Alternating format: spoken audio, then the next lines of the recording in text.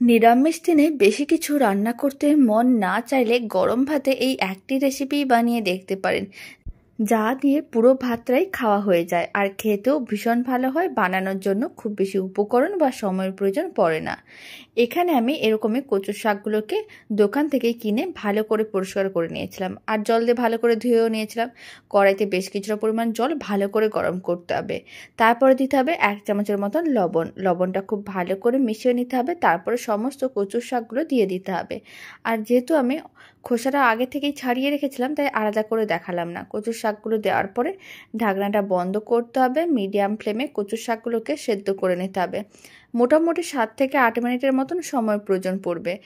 আর এই সময় আমি 1 মুঠোর মতন দিয়ে দিচ্ছি ছোলা। ভেজানো ছোলা ছিল, দিয়ে দিলাম। নিরামিষ রান্নায় অল্প একটু ছোলা দিলে খেতে বেশ ভালো লাগে। খুব ভালো করে এখন এইগুলোকে 7 থেকে 8 মিনিট মিডিয়াম ফ্লেমে রান্না করে নিতে হবে, মানে সেদ্ধ করে নিতে হবে।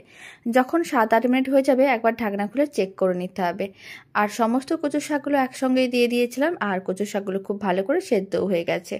মোটামুটি 8-9 মিনিটের মতন সময়ের প্রয়োজন পড়বে। যখনই বেশ নরম হয়ে যাবে আর এরকমই সেদ্ধ হয়ে যাবে, ফ্লেমটা অফ করে দিতে হবে। আর কচু শাকগুলোকে যে কোনো একটা বড় পাত্রের মধ্যে ঢেলে দিতে হবে। জলটা ঝরিয়ে নিতে হবে যাতে কোনো রকমের জল না থাকে। কড়াইয়ের মধ্যে দিয়ে দিচ্ছি 2 চামচের মতন সর্ষের তেল। তেলটা খুব ভালো করে গরম করতে হবে। তার মধ্যে 3টের মতন দিয়ে দিলাম শুকনো লঙ্কা, হাফ করে কেটে রেখেছিলাম, দিয়ে দিলাম। খুব ভালো করে সমস্ত কিছু মিশিয়ে নাড়াচাড়া করে হালকা করে একটু ভেজে নিতে হবে। আর আমি 2টো তেজপাতাও দিয়ে দিলাম। এখন তেজপাতা ও শুকনো লঙ্কাগুলোকে হালকা করে ভেজে তারপরে কিন্তু এর মধ্যে দিয়ে দিতে হবে কয়েকটা মশলা। আর মশলাগুলো দেওয়ার সময় ফ্লেমটা একেবারেই লোতে করে দিলাম। 1 চামচের মতন আদা বাটা দিলাম, আর হাফ চামচের মতন জিরে গুঁড়ো, হাফ চামচ ধনে গুঁড়ো, আর আমি দিয়ে দিলাম অল্প একটু হলুদ গুঁড়ো। লঙ্কার গুঁড়ো দিয়ে দিলাম 4 চামচের 3 ভাগের 1 ভাগ। বেশ কিছুটা পরিমাণ জল দিতে হবে। খুব ভালো করে একসঙ্গে মিশিয়ে নিতে হবে। তারপরে কিন্তু মশলাটাকে ভালো করে কষিয়ে নিতে হবে যতক্ষণ না মশলার থেকে জলটা শুকনো হয়ে তেল আলাদা হচ্ছে। ঠিক ততক্ষণ পর্যন্ত মশলাটাকে ভালো করে কষিয়ে নিতে হবে। এতে কি হবে, কোনো রকম কাঁচা গন্ধও থাকবে না আর নিরামিষ রান্নাটা খেতেও অনেক বেশি ভালো লাগবে। খুব ভালো করে মিশিয়ে মশলাটাকে কষিয়ে নিয়েছিলাম। আপনারা দেখুন জলটাও শুকনো হয়ে গেছে আর তেলও আলাদা হয়ে গেছে। এই সময় সেদ্ধ করে রাখা সমস্ত কচুর শাক দিয়ে দিতে হবে। তারপরে ভালো করে মিশিয়ে নিতে হবে। আর এই সময় স্বাদ অনুযায়ী লবণ, অল্প করে একটু চিনিও দিতে হবে। চিনির ভিডিওটা ডিলিট হয়ে গেছে, তাই আমি আপনাদের দেখাতে পারলাম না।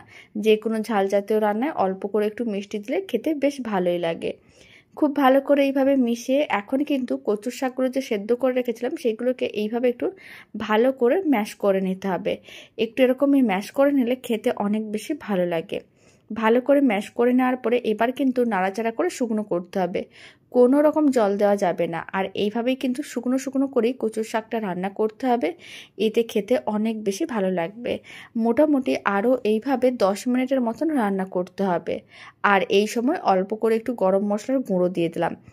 আপনারা চাইলে শেষের দিকেও গরম মশলার গুঁড়োটা দিতে পারেন, তবে আগে থেকে দিলে গরম মশলার তীব্র গন্ধটাও থাকে না, খেতেও ভালো লাগে। মোটামুটি 9-10 মিনিটের মতন সময়ের প্রয়োজন পড়েছিল। আপনারা দেখুন কচু শাকটা বেশ শুকনো হয়ে গেছে, কড়াই থেকে আলাদা হয়ে গেছে। এই সময় 1 চামচের মতন ঘি দিয়ে দিতে হবে।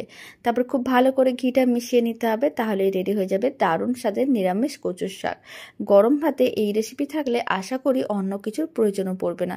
আমার এই রেসিপিটা খেতে ভীষণ ভালো লাগে। আপনাদের কেমন লাগে কমেন্ট বক্সে জানিয়ে দেবেন। আর এই রেসিপিটি শেষ পর্যন্ত দেখার জন্য অসংখ্য ধন্যবাদ। ভালো লেগে থাকলে আপনারা যদি ফেসবুক থেকে রেসিপিটা দেখছেন, পেজটিকে ফলো করে নেওয়ার অনুরোধ রইল। ইউটিউব থেকে দেখলে চ্যানেলটি সাবস্ক্রাইব করে নেওয়ার অনুরোধ রইল। পাশে থাকা বেল আইকনটি প্রেস করে নেবেন নতুন রেসিপির আপডেট সবার আগে পাওয়ার জন্য। বাড়িতে বানালে কমেন্ট বক্সে জানাতে একেবারেই ভুল